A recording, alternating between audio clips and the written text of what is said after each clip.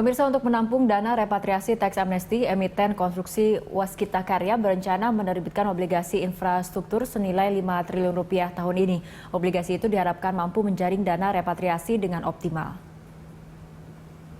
Rencana penerbitan obligasi Waskita Karya sejalan dengan kebijakan pemerintah yang mengarahkan BUMN Karya bersiap menerbitkan obligasi infrastruktur. Surat utang ini akan menjadi instrumen penampung dana repatriasi. Saat ini pasar tengah menanti aturan main pengelolaan dana repatriasi di proyek infrastruktur.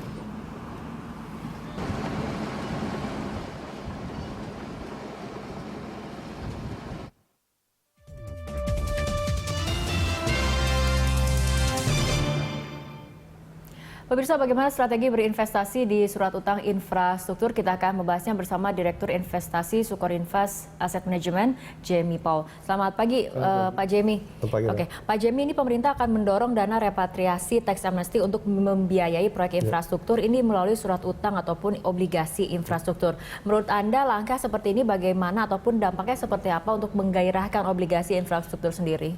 Ya, sebenarnya kalau kita lihat sampai saat ini memang pemerintah belum punya sendiri ya obligasi infrastruktur seperti kalau misalnya kita lihat di beberapa negara lain ya, yang benar-benar kalau kita bicara obligasi infrastruktur itu pemerintah mengeluarkan tetapi jaminannya bukan seperti APBN, jaminannya ya pemerintah sendiri, tapi jaminannya adalah proyek-proyeknya tersebut. Nah, kalau kita lihat malah saat ini adalah pemerintah cuma lebih mendorong kepada BUMN yang menerbitkan.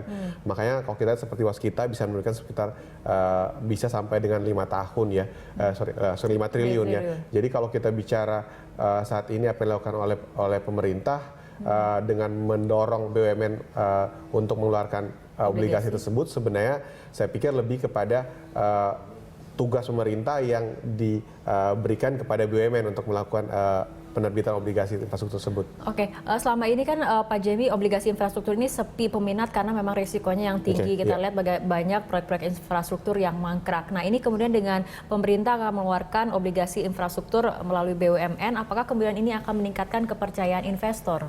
Setuju sekali ya, karena kalau kita lihat sebelum-sebelumnya memang kebanyakan investor agak ragu untuk berinvestasi obligasi infrastruktur karena kebanyakan dikeluarkan oleh swasta. Dan kalau kita bicara pengalaman atau historical secara beberapa tahun terakhir, terutama kita bicara 10 tahun 98 dan lain-lain, itu kelihatan sekali bahwa banyak sekali obligasi infrastruktur yang default ya, atau karena kejadian mangkraknya proyek tersebut, misalkan jalan tol atau PLTU. Jadi memang kalau seandainya pemerintah mendorong BUMN yang melakukannya, mudah-mudahan ini menjadi suatu yang lebih menarik secara risiko, karena memang pertama BUMN pemiliknya ada pemerintah ya, kalau kita bicara risiko sedikit lebih rendah daripada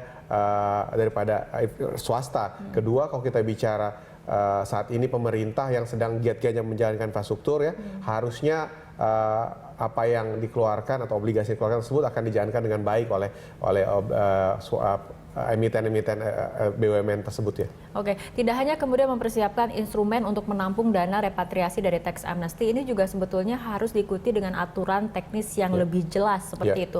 Apa sebetulnya yang harus diperhatikan oleh pemerintah mengenai aturan teknis, terutama dana repatriasi yang masuk ke infrastruktur?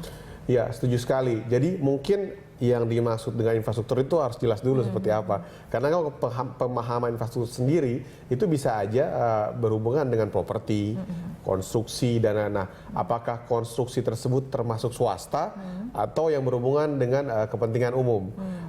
Nah, selain itu kalau kita bicara kalau kita bicara waktu misalkan, saat ini kan dana teks amnesti itu kan mengendap minimum 3 tahun ya. Berapa lama harusnya dikeluarkan? Karena kan kalau kita bicara misalnya investasi jalan tol itu kan bisa lama ya, bisa 10 tahun dan apakah setelah 3 tahun mereka bisa keluar dari obligasi tersebut? Jadi memang masih banyak yang harus dipikirkan oleh pemerintah ya.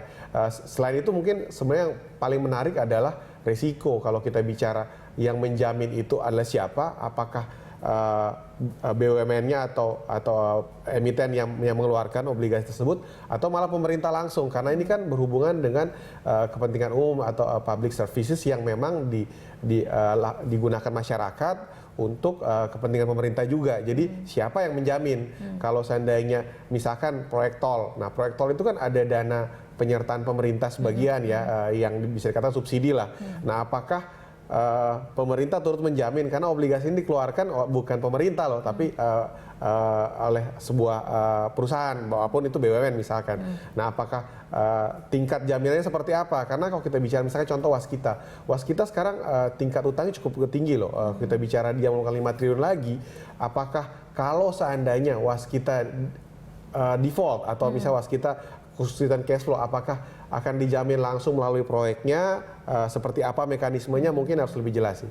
Oke, artinya harus ada aturan-aturan turunan yang memang mengatur agar kemudian investor juga yakin untuk menanamkan investasi ataupun dana repatriasinya masuk ke obligasi infrastruktur seperti itu ya Pak setuju Jemi? sekali sih, setuju sekali, memang penting itu. Oke, Pak Jemi tadi dikatakan mengenai holding period. Ini kan memang agar kemudian dana itu tidak bisa ditarik begitu saja kan memang harus ada holding period seperti itu. Misalnya 3 tahun. Menurut Anda idealnya tuh holding period berapa lama?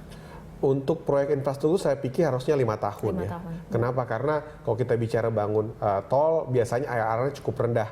Jadi nggak seperti kalau kita bangun gedung ya atau apartemen.